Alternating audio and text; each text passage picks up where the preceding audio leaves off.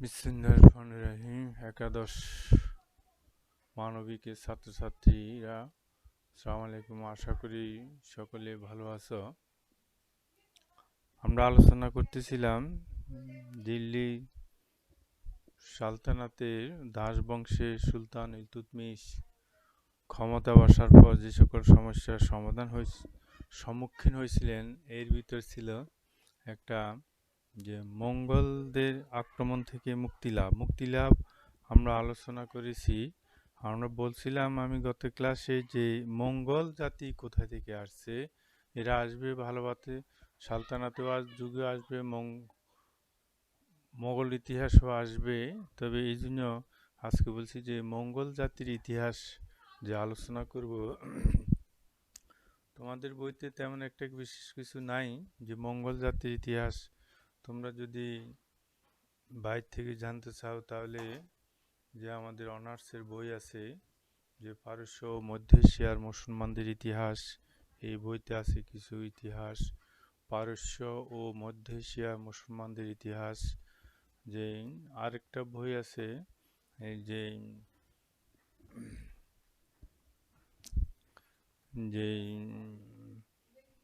মধ্যযুগে মুসলিম ইতিহাস, ডক্টর আশরাফ আলী লিখা। আশরাফ আলী, এটা অনেক প্রাচীন। আশরাফ উদ্দিন আহমেদ ঢাকা বিশ্ববিদ্যালয়ে যে শিক্ষক ছিলেন উনি, যে এই বইতে পাবে বিস্তারিত। এই বই তোমরা যদি ভালোভাবে জানতে চাও এই বই থেকে সংগ্রহ করতে পারবে। যে আমি এই 2-3 বই সনময় বলছি যে মঙ্গলদের ইতিহাস, মঙ্গলরা কোথায় থেকে আসছে, কিভাবে আসছে, তারা কোন জাতি অন্তর্ভুক্ত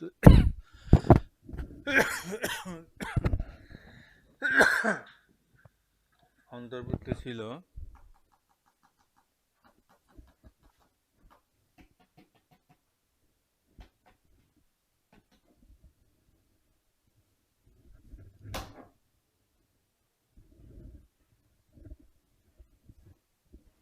কোন জাতির যে অন্তর্ভুক্ত ছিল, যে মঙ্গল জাতি ঐতিহাসিকরা বলতেছে যে প্রাচীন হুন জাতির বংশ, বা হুন জাতি, কোথাও হুন, কোথাও তাতার, কোথাও মঙ্গল নামে যে পরিচিত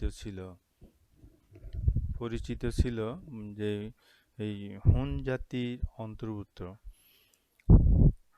এরা এশিয়া মহাদেশের পূর্ব দিকে যে গভীর মরুভূমির উত্তরাঞ্চল এবং মধ্য এশিয়ার যে পূর্বাংশে তাদের বসবাস। গভীর মরুভূমি বা উরাল পর্বতমালার মধ্যবর্তী অঞ্চলে, যে আমি তোমাদেরকে মানচিত্র থেকে দেখাইতেছি যে এই এই গভীর মরুভূমি হলো যে এইখানে এই বৈকাল হ্রদ, এখানে এটা এশিয়া মহাদেশের পূর্বাংশে গভীর মরুভূমি, যে উত্তরাঞ্চল এই অঞ্চল, আর বৈকাল হ্রদের দক্ষিণাঞ্চল অথবা এই মঙ্গোলীয় জায়গা আছে, যে মঙ্গোলীয় জায়গা ওই চেঙ্গিস খান এই কারাকোরাম এখানে তার রাজধানী করে যে মঙ্গলদের উত্থান শুরু করেছিল। এই যে কারাকোরাম মানচিত্রে দেখা যাচ্ছে কারাকোরাম, তারপর বৈকাল হ্রদ, গভীর মরুভূমি, এখানে গভীর মরুভূমি, আর মঙ্গোলীয় থেকে এদের উৎপত্তি বলে ঐতিহাসিকরা যে বলতেছেন। এটা আশরাফ উদ্দিন আহমদের বইতে এই মানচিত্র আছে। যে এই বই এখন অনেক পুরনো হয়ে গেছে, তোমরা সম্ভবত পাবে না। অটোমানদের ইতিহাস নামে এখন নতুন সংস্করণ বাইরেছে। এই বই এখন 2 পেপার হয়ে গেছে, একটা পারস্য মধ্য এশিয়ার মুসলমানদের ইতিহাস। এই বইতে যে তেমন মানচিত্র দেয় নাই, যে আশরাফ উদ্দিনের বইতে যে মানচিত্রগুলো দিয়েছে আমরা দেখতেছি। যাই হোক, এই হুন জাতি যে এরা যে প্রথমে চৈনিক ঐতিহাসিকরা মনে করেন যে এই হুন জাতির বংশভূত এই মঙ্গল জাতি 3 জাতিতে বিভক্ত ছিল, যে শ্বেত তাতার, কৃষ্ণ তাতার এবং বন্য তাতার এই 3 জাতিতে তারা যে বিভক্ত ছিল।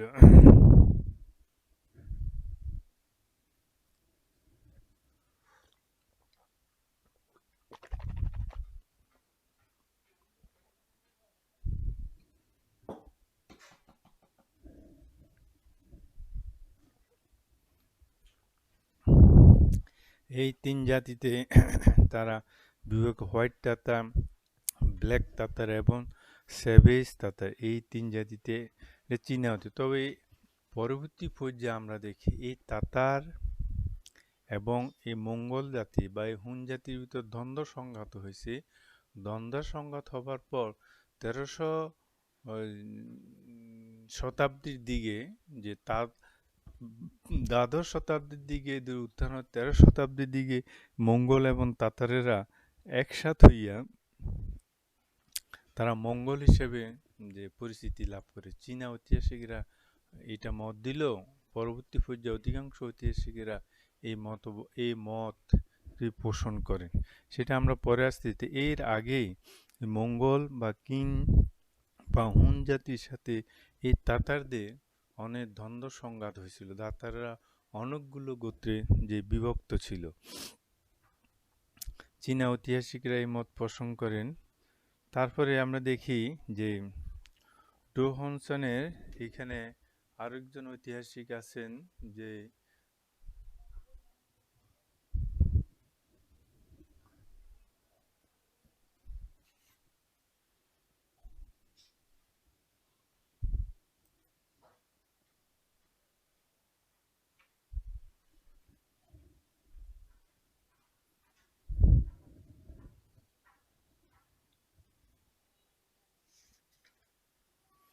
আরেকজন আছেন যে যে ঐতিহাসিক পি সাইকস, এই তাতারদের সম্পর্কে বা এই মঙ্গলদের সম্পর্কে বলছেন যে খর্বাকৃতি হলো হলো তারা দক্ষ ঘোড়সওয়ার ছিল। সমষ্টিগতভাবে ও ব্যক্তিগতভাবে সুশৃঙ্খলা, সাহস এবং ধৈর্যের জন্য তারা বিখ্যাত ছিল। দ্বাদশ শতাব্দীতে তারা উত্তর চীনে কিন রাজবংশের বশ্যতা স্বীকার করে। এই হুন জাতি তারা বশ্যতা স্বীকার করে, যে তাতারদের বশ্যতা স্বীকার করে, উত্তর চীনে কিং রাজবংশের বশ্যতা যে স্বীকার করে। তারা মঙ্গল বা কিং, যে তারা একসাথ হয়ে গেছে। একসাথ হবার পর এই কিং এরা আবার নুসিয়ান, এরা মিলিত হইয়া নুসিয়ান বংশে তারা হিসেবে পরিচিত লাভ করে।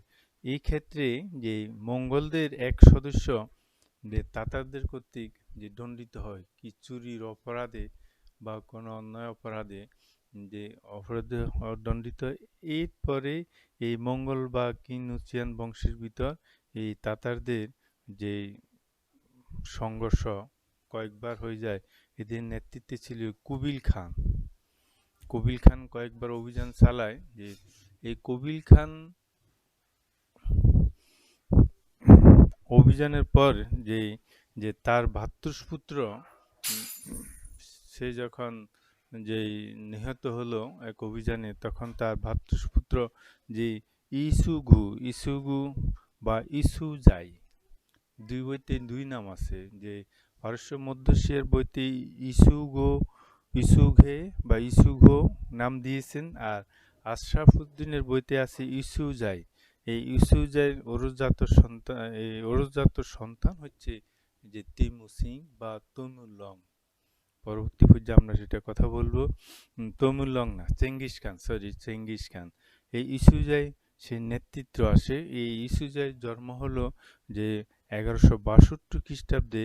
যে ইসুজাই এই কবিল খানের পরে নেতৃত্বে আসে ইসুজাই নেতৃত্বে থাকাকালীন 1162 খ্রিস্টাব্দে তার একটা পুত্র সন্তান হয়, সে তার নাম ছিল তিমু সিং। যে বছর ইসুজাই মারা যায় সেই বছর এই তিমু সিং এর জন্ম হয়। তিমু সিং জন্ম হয়। এই আবার 1175 খ্রিস্টাব্দের দিকে এই 13 বছরে এদের দ্বন্দ্ব রয়েই গেছে। কিন্তু যেই যে 13 বছরে এই তিমু সিং যে মঙ্গল জাতিকে তারা একত্রিত করে, কিন্তু এই 13 বছরে এই ছেলে একত্রিত করতে গিয়ে যে মঙ্গলের ভিতর আবার বিভিন্ন মতপার্থক্য সৃষ্টি হয়ে যায়। সৃষ্টি হলেও সে নেতৃত্বে অধিকাংশকে কিন্তু সে একত্রিত করেছে বা সংখ্যা মিল মিল করেছে যে মিল করেছে পরে এই তিমু সিং যে মঙ্গল জাতিকে একাত্রিত করে যে কারাকোরামের রাজধানী আমি দেখাইছিলাম তোমাদেরকে কারাকোরাম, যে কারাকোরাম দেখো, এই আমার আঙ্গুলের নিচে যে কারাকোরাম, এখানে রাজধানী করে যে সে তার জয়যাত্রা শুরু হয়। এবং কিন বা এনুসিয়ান বংশের বা মঙ্গলদের আর 1206 খ্রিস্টাব্দের দিকে এই যে তিমু সিং যে চেঙ্গিস খান উপাধি নিয়ে সেই ইতিহাসে একটা রণমুক্তি বা যে একটা ত্রাস হিসাবে মধ্য এশিয়ার যে মধ্যযুগে যার আবির্ভাব হয়েছিল, যে মঙ্গল জাতির ইতিহাসে উত্থান আলোচনা করতে গিয়ে যে সেখানে যে যে ঐতিহাসিকরা যে শব্দগুলো ব্যবহার করছে, আমি সেই শব্দগুলো বলছি যে যে খুন পিপাসু দৌর্দণ্ড প্রতাপশালী নির্মম এবং সভ্য জগতের আসমানি কষাঘাত বর্বর পঙ্গপাল সদৃশ বর্বর মঙ্গলযাত্রীর উত্থান এবং নিষ্ঠুর হত্যাযজ্ঞের ইতিহাস পাঠের জগৎ আজও বিস্মিত, পাঠক হৃদয় রোমাঞ্চিত এবং ইতিহাসবেত্তাগণ স্তম্ভিত হয়ে যায়। তাদের সাথে এই বিশেষণগুলো যে যুক্ত করেছে, আমি আবারও বলছি যে খুন পিপাসু দৌর্দণ্ড প্রতাপশালী, এই শব্দগুলো তো তোমরা নির্মম ও সভ্য জগতে আসমানি কষাঘাত পঙ্গপাল সদৃশ্য। যে আমাদের যখন করোনা কাল শুরু হয়েছিল তখন আফ্রিকা মহাদেশে যে পঙ্গপাল শুরু হয়েছিল, এই পঙ্গপাল ক্ষেতের ফসল খেয়ে ফেলে সব, যেভাবে পড়ে এখানে সব মেছাকার করে দেয়। এরাও এরকম যেই দিকে গেছে সেই দিকে এরা আমাদের ভারতবর্ষ পর্যন্ত আসছে। এখান থেকে তোমাদের মঙ্গলদের ইতিহাসটা বলা যে আমি সমীচীন মনে করি, আমি তোমাদেরকে বলছি মঙ্গল জাতির উত্থান এবং নিষ্ঠুর হত্যাযজ্ঞের ইতিহাস পাঠের জগৎ আজও বিস্মিত,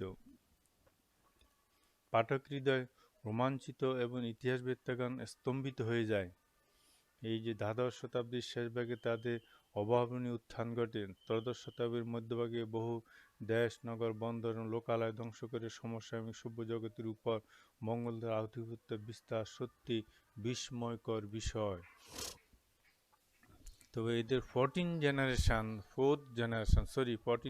চতুর্থ জেনারেশন এসে তারা ইসলাম ধর্ম গ্রহণ করেছে। First Genghis Khan, Hulagu Khan, তারপর কুবলাই খান, মেঙ্গু খান, এরাই ধ্বংস, বিশেষ করে চেঙ্গিস খান এবং হালাকু খান এরাই। তাহলে আমরা দেখি 1200 যে যে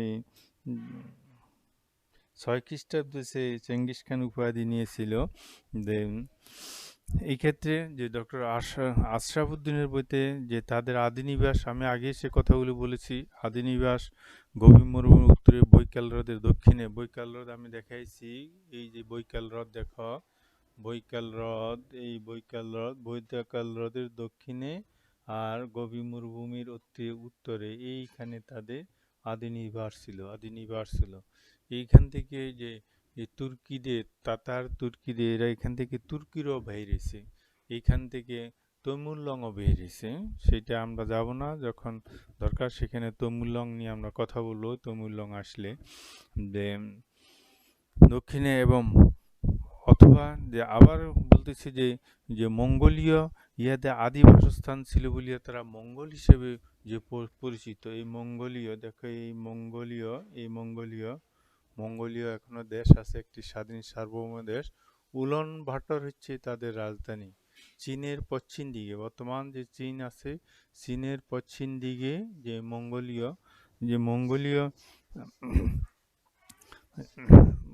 যে মঙ্গোলিয়ায় ইহাদের যে আদি বাসস্থান ছিল তাদেরকে মঙ্গলও বলা হয়ে থাকে, বা হুন জাতির বংশোদ্ভূত, বা আবার বলতেছি নুসিয়ান জাতির বংশোদ্ভূত।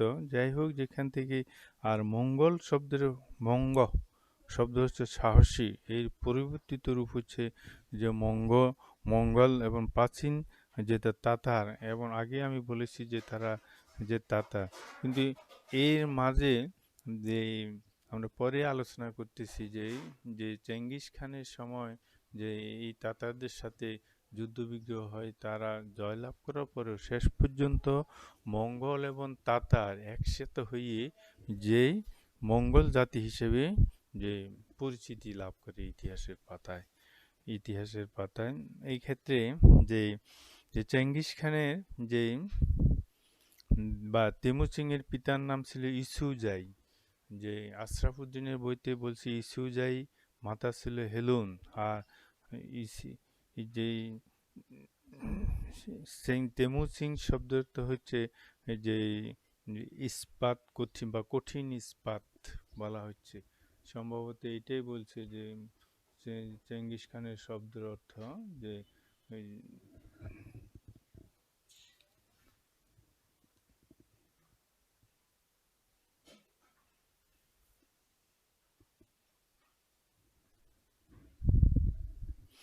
যে যাই হোক যেই যে আমরা বলতেছিলাম যে মানুষের হয়েছে এবং কঠিন যে ইস্পাত এবং তার স্ত্রীর নাম ছিল ভোরতাই। কার? চেঙ্গিস খানের স্ত্রীর নাম ছিল বোরতাই।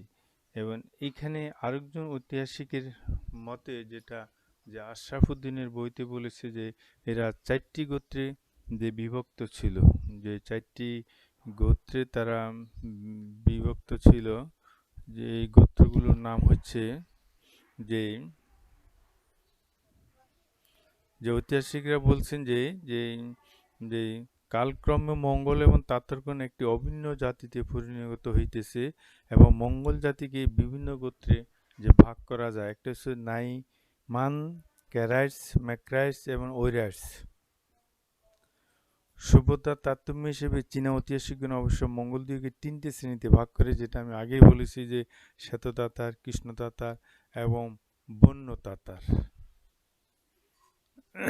এই এই ভাগ হওয়া যতই ভাগ হোক, কিন্তু ত্রয়োদশ শতাব্দীর দিকে এসে তারা মঙ্গল হিসেবে তারা যে পরিচিতি যে লাভ করে।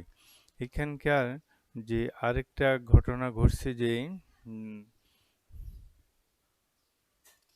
আমরা চেঙ্গিস খানের ইতিহাসে যাই দেখি সেখানে যে সেখানে আরেকটা যে ঘটনা ঘটেছে, যে সেটা হলো যে সেখানে চেঙ্গিস খানের স্ত্রী যে ভোরতাইকে যে অপহরণ করে যে নিয়ে যায়, যে সেখানে ইস্যু ইস্যু যাই যেই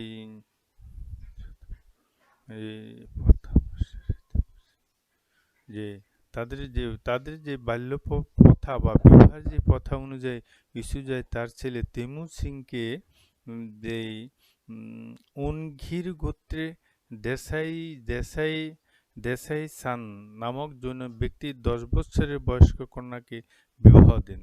তার নাম ছিল ভোরতাই, যে এবং তেমু সিং এর স্ত্রীর নাম ছিল ভোরতাই। অতঃপর ইসুজাই প্রচলিত প্রথা অনুসারে তার পুত্রকে শ্বশুরালয়ে রেখে দেশে ফিরিতেছিলেন, কিন্তু পথিমধ্যে তাতার গোত্রের লোকেরা তাকে আমন্ত্রণ জানান এবং খাদ্যে বিষ প্রয়োগে তাকে হত্যা করা হয়।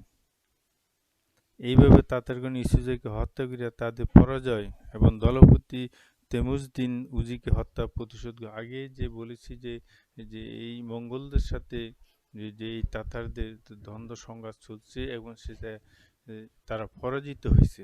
পরাজয় হওয়ার পরও তাদের অনেক একটা গোত্রের সাথে তার ছেলেকে বিবাহ দেওয়ার পর ছেলেকে আমাদের দেশে এখনো প্রচলন আছে যে যে বিবাহ দিনপত্র ঠিক করতে বসে, যে আক্ত হয়ে যায় একদম বলে হয়ে গেলে তখন শ্বশুরবাড়িতে ছেলে থাকে 2 দিন 2.5 দিন, তারপর অন্যরা চলে যায়। এই আসার পথে তার বাবাকে অপহরণ করে সেখানে সম্ভবত ক্যারাইটস গোত্রের লোকেরা তার পিতাকে অপহরণ করে এবং পরে অবশ্য যে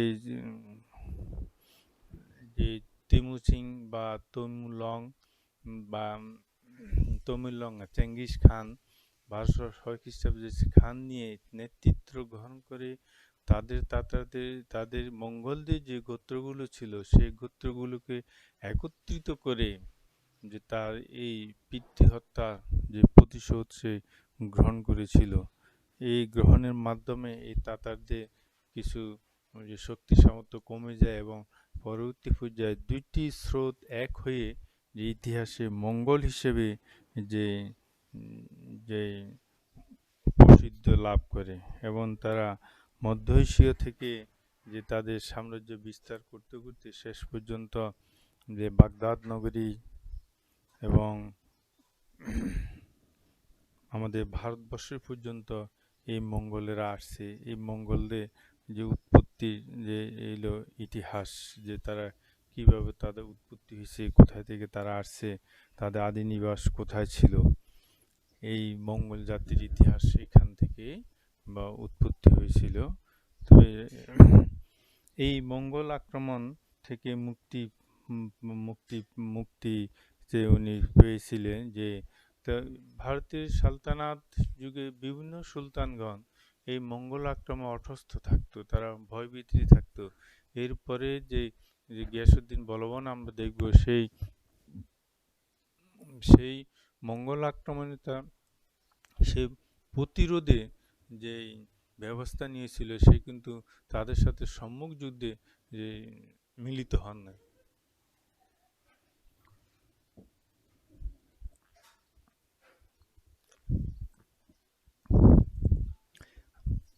এই এই যে আরেকটা শব্দ উচ্চারণ করেছিলেন খাওয়ারিজম। খাওয়ারিজম আমি মানচিত্র থেকে বের করে দিয়েছি। এই খাওয়ারিজমটা হচ্ছে সমক্ষণ বোখারার আরও উত্তর দিকে, যে পারস্যের অন্তর্ভুক্ত ছিল, পারস্যের। যে তাকে ধাওয়া করতে গিয়ে চেঙ্গিস খান শেষ পর্যন্ত যে যে পাঞ্জাব বা সেই এবং সিন্ধু পর্যন্ত এসে যে লুটতরাজ করে, তারা আবার যে ফিরে যায়। এখানকার আবহাওয়া তাদের পক্ষে যে সহনীয় ছিল না। এই খাওয়ারিজম শব্দটা অবস্থান আমি বলতে, এটা একটা রাজ্য ছিল, যে খাওয়ারিজমের শাহ জালালউদ্দিন যে যে সে শাসনকর্তা ছিল, সে পরাজিত হয়ে পাঞ্জাবে আশ্রয় গ্রহণ করেছিল। যাই এই খাওয়ারিজম হচ্ছে সমরখন বোখারা যে আছে এখন, এটা থেকে উত্তর পশ্চিম দিকে। আমরা মানচিত্রে তোমরা দেখিও, পুরনো মানচিত্রে পাবে। তারপর বাংলা আবার বিদ্রোহ হয়েছে। সে বাংলা পুনরুদ্ধার করে বাংলার সুলতান যেই যিনি ছিলেন, উনি দিল্লির সুলতানকে যে 38টি হাতি এবং 80 লক্ষ মুদ্রা দিবে তার চুক্তি হয়েছিল। দিল্লির সালতানাতের খুদ বা পাঠ করবে, যে এই ছিল যে বাংলার শাসনকর্তা। তারপরে বাগদাদের স্বীকৃতি আমরা দেখেছি, সুলতান মাহমুদ বাগদাদের স্বীকৃতি নিচ্ছে, কুতুবউদ্দিন আইবেক নিচ্ছে, সুলতান ইলতুৎমিশ নিচ্ছে 1229 খ্রিস্টাব্দে। যে দাস বংশের এই শাসক সুলতান শামসুদ্দিন ইলতুৎমিশ বাগদাদের আব্বাসীয় খলিফা মুনতাসির বিল্লার কাছ থেকে সুলতানি আজম উপাধি নিয়েছিলেন। সুলতানি অর্থাৎ তারা মুসলিম সালতানাতে যে খিলাফতের যে প্রতিনিধি হিসেবে তারা এই ভারতবর্ষে যে শাসন করতেছে, পরোক্ষভাবে এটাই যে উদ্ধারকে এবিএম হাবিবুল্লাহ বলেছেন। এই স্বীকৃতির মাধ্যমে তার আকাঙ্ক্ষা পূর্ণতা গৌরব অর্জন করে এবং দিল্লির সাম্রাজ্যের একটি পূর্ণ আইনসম্মত রূপ লাভ করে। 25 বছর রাজত্ব করে 1236 খ্রিস্টাব্দে শামসুদ্দিন ইলিয়াস মৃত্যুর পর তার পুত্র সন্তান নাসির সুলতানা রাজিয়াকে পরবর্তী উত্তরাধিকারী যে মনোনয়ন করেন। উত্তরাধিকারী এর আগে তার উল্লেখযোগ্য আরেকটি কাজ ছিল, এই প্রশ্নটা এসে থাকে যে বন্দেগানি চেল গান অথবা 40 দাসগোষ্ঠী। এটা কোথাও যে যে যে বন্দেগানে চেলগান বলা হয়ে থাকে বা 40 চক্র বলা হয়ে থাকে। এই যে কেন উনি এটা গ্রহণ করেছিলেন, যে এই যে এই যে বন্দেগানি চেলগান বলতে কি বুঝো, এটা জ্ঞান বা জ্ঞানের পর কি আছে, অনুধাবনমূলক প্রশ্নে এই প্রশ্নটা হয়ে থাকে, যে জ্ঞান, অনুধাবন, তারপর প্রয়োগ, উচ্চতা, দক্ষতা, না এই 4টি পর্যায়ে এই প্রশ্নটা করে থাকে। এটা তোমার মধ্যে যে দিল্লির সুলতানি আমলে সূচনা পূর্বে উমরা বা অভিজাত শ্রেণীর সুলতানের সবচেয়ে নির্ভরযোগ্য অবলম্বন ছিল। দিল্লির প্রাথমিক যুগে তথাকথিত দাস বংশের সুলতান শামসুদ্দিন ইলতুৎমিশ এই অভিজাত শ্রেণীর গুরুত্ব উপলব্ধি করে 40 জন তুর্কি কৃতদাস সমন্বয়ে বন্দে গান ই সেলগান বা 40 চক্র নামে একটি অভিজাত শ্রেণী গড়ে তুলি। তা অভিজাত দাসদের থেকে নিয়েছি অভিজাত শ্রেণী যারা এদেরকে বা এই শাসকদেরকে অথবা মানতে যেই মনে মনে মানে না কিন্তু বাহ্যিকভাবে মেনে নিয়েছে, কিন্তু যে তার প্রতিদ্বন্দ্বী হিসেবে সুলতান মনে করলো যে আমি যেহেতু বা দাস থেকে মুক্ত হয়েছি, এদের দিয়ে একটি আমার দল ভারী করার জন্য বা আমার পাল্লা ভারী করার জন্য এমন একটা উনি কাজ করেছেন যে এটাকে এবং এই 40 চক্রে যে কাজ কি ছিল, কেন ছিল, তিনি এদেরকে যে যে এদের যাদের মেধা এবং প্রতিভা সম্পন্ন তাদেরকে নিয়েই করছে, যিনি তাদেরকে উচ্চ পদে নিয়োগদান করতেন। যে এছাড়াও যে যে ব্যক্তিগত সব কাজ এবং রাষ্ট্রের সব উচ্চ পদে তিনি এইসব ব্যক্তিদের অধিষ্ঠিত করেন। এই যে এইসব বিশিষ্ট উপদেষ্টার পরামর্শ অনুযায়ী ইলতুৎমিশ চলতেন। সুলতানি আমলে এই 40 চক্র খুবই শক্তিশালী উঠে ঐতিহাসিকগণ তাদেরকে শামসি বা অভিজাত বলেছেন। শামসি অভিজাত বলেছেন যে অর্থাৎ তার সেই যে সকল পদক্ষেপগুলো হলো তার সমর্থনের জন্য যে রাষ্ট্রের উচ্চ পদে যে এদেরকে যে উনি নিয়োগ করেছিলেন রাজ্য শাসনে তার সুবিধার জন্য।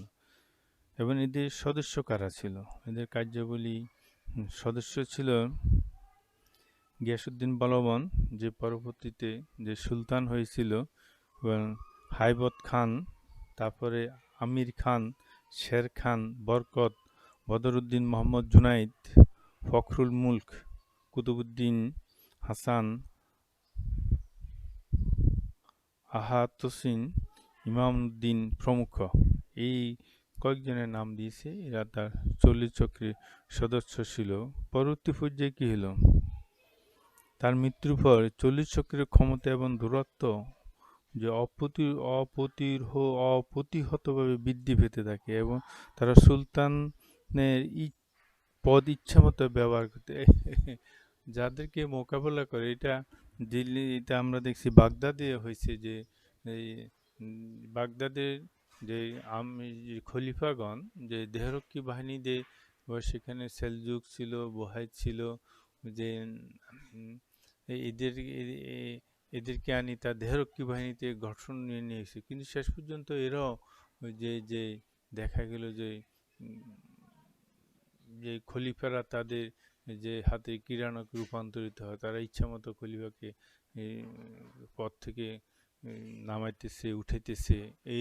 এইখানগুলো আমরা দেখি যে উদ্দেশ্যে উনি গঠন করেছেন তার মৃত্যুর পর এরা যে এক কথায় বলি যে তারা ক্ষমতা অপব্যবহার করতেছে, যে সুলতানকে ক্ষমতায় বসানো, ক্ষমতাচ্যুত ইত্যাদি দেখা যাচ্ছে। তারা দেখা যায় এইভাবে, তারা দেখা যায় যে রুকনুদ্দিন ফিরোজকে 1236 খ্রিস্টাব্দে এবং মঈনুদ্দিন বাহারামকে, সুলতান রাজিয়াকে ক্ষমতা বসানো, ক্ষমতাচ্যুত করে এইভাবে তারা ক্ষমতা প্রকৃত মালিক বনে বসে যান, এইভাবে বসে যান।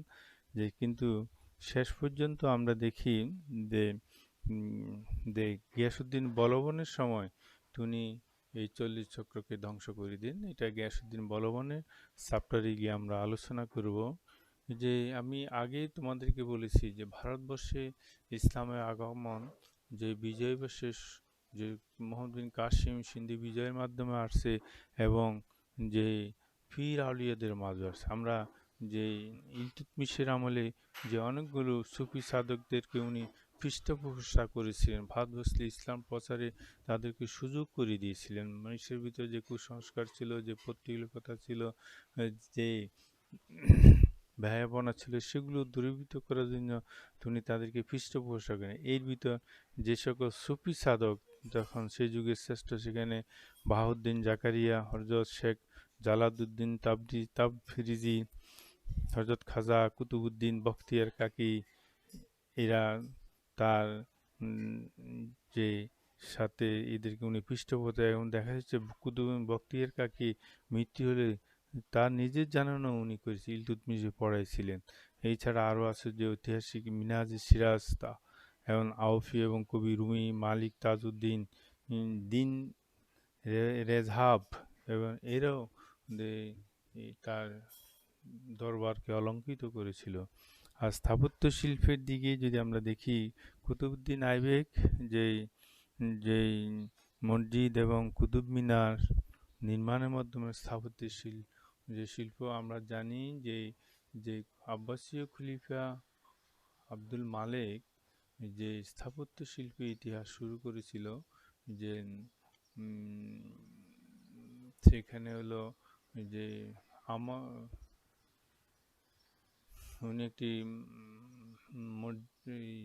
ডোম নির্মাণ করেছিলেন, যে জেরুজালেমে, যে ডোম অব দি রক নির্মাণ, আর একটা প্রাসাদ নির্মাণ করেছিলেন মরুভূমিতে কুশের আমরা।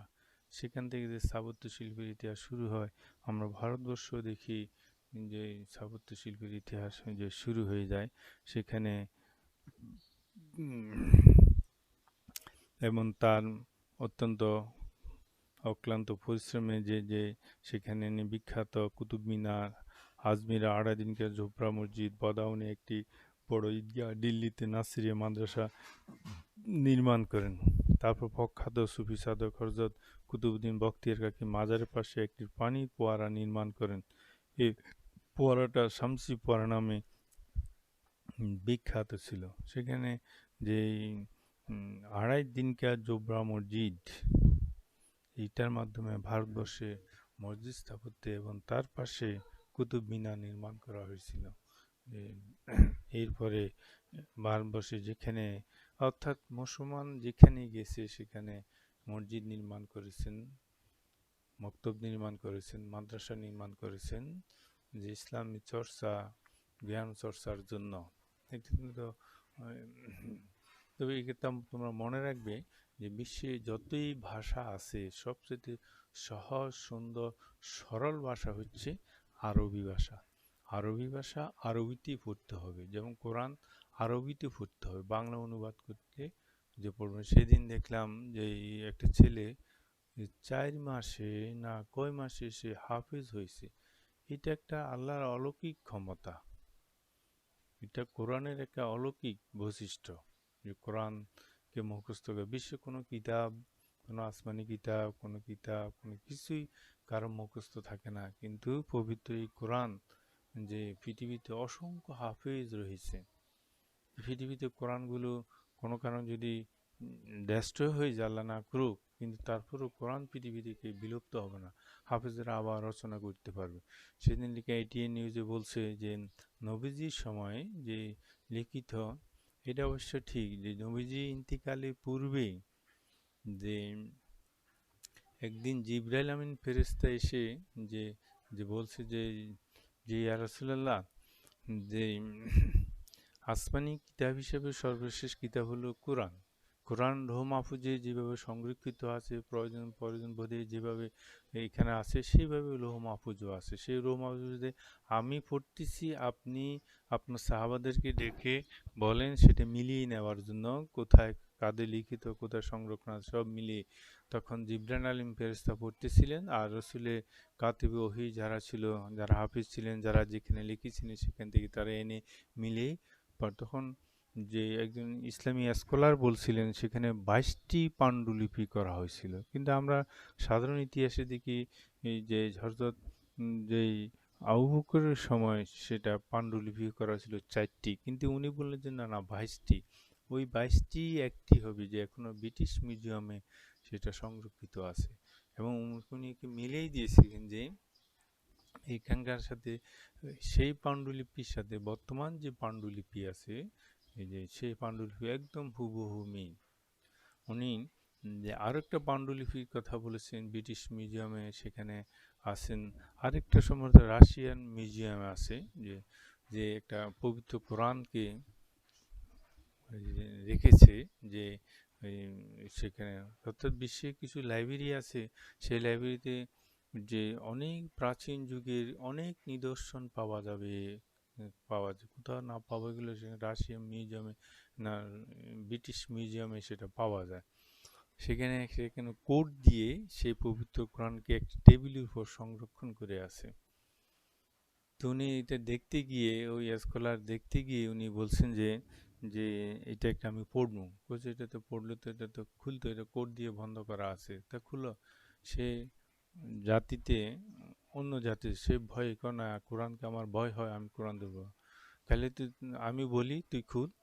তো যে উনি বলছেন, তা কোড দিয়ে দিয়ে সেটা খুলি, তো উনি ফোর্সে পড়ি দেখেছেন একই, কোনো পার্থক্য নাই। এটাও পবিত্র কোরআনে আরেকটা মজেজা, পবিত্র কোরআনের মজেজা, যে হাফেজ সেটাও মজা। কোন প্রসঙ্গে কোথায় থেকে আসছে যে এই যে মাদ্রাসা উনি যে দিল্লিতে নাসিরিয়া মাদ্রাসা নির্মিত করেন। আচ্ছা যাই হোক, যে আমরা মুসলমানেরা যেখানেই গেছি সেখানে ধর্মচর্চা করার জন্য মসজিদ মক্তব মাদ্রাসা শিক্ষার জন্য যে আছে, তো বিশ্বের সবচেয়ে সহজ ছন্দময় বা সান্দিকময় সুমধুর কণ্ঠে কোরআন হচ্ছে সর্বশেষ উর্বর ভাষা। আর হচ্ছে গানের ভাষা হচ্ছে হিন্দি ভাষা। আর যেই কমান্ড, যে সেনাবাহিনীর যে কমান্ড দেওয়া হয়, কমান্ডের ভাষা হচ্ছে ইংরেজি ভাষা। আমি বললাম তোমরা মিলিয়ে দেখিও এগুলো, যে আমাদের দেশে হিন্দি গান বুঝলে একটা ছোট্ট ছেলে মেয়েও যে মাথা নাড়তে, অথচ আমরা বাংলা গান গাইলেও সে মাথা সহজে কিন্তু যে লাড়ে না। হিন্দি ভাষায় গানেই সবচেয়ে সুন্দর। আর আরবি হচ্ছে যে আমরা বাল্যকালে পড়ে আসছি, আলিফ বা তা সা সূরা ফাতিহা সূরা নাস সূরা ইয়াসিন, এখন অনর্গল আমরা পড়তেছি যে বিসমিল্লাহির রহমানির ইয়াসিন আল কোরআনুল হাকিম ইন্নাকা আলা সিরাতুল মুস্তাকিম। আমি কি দেখছি বা তোমরা কি দেখাও সূরা নামাজ পড়তে গেলে আল্লাহু আকবার সূরা ফাতিহা দেখতে হয়? এটা আল্লাহরই একটা মুজিজা, মানুষের সিনার ভিতরে অন্তরের ভিতরে এটা খোদাই করে দিয়ে। এটা এখন যে অবিশ্বাসের কিছু না। তোমাদের মোবাইলে সিম কার্ড আছে, মেমোরি কার্ড আছে, সেখানে যদি সংরক্ষণ হইতে পারে, মানুষ করতেছে, তা আল্লাহ মানুষের মনের ভিতরে সিম কার্ড, মেমোরি কার্ড দিতে পারে না? অবশ্যই অবশ্যই পারে, সে দিয়ে দিছে মাথা মস্তিষ্কে। সেখানে যে একটা কথা বলছিল যে ব্রেনের যে মগজ আছে সেটা ১.৫ পাউন্ড না কত পাউন্ড ওজন মনে হয়, না ১.৫ কেজি ওজন। ওখানে একটা নার্ভ যদি কিছু হয়ে যায় তাহলে সব গন্ডগোল হয়ে যাবে। এই যে জিহ্বা আছে, জিহ্বাতে ৩,৫০০ স্তর আছে, ৩,৫০০ স্তর।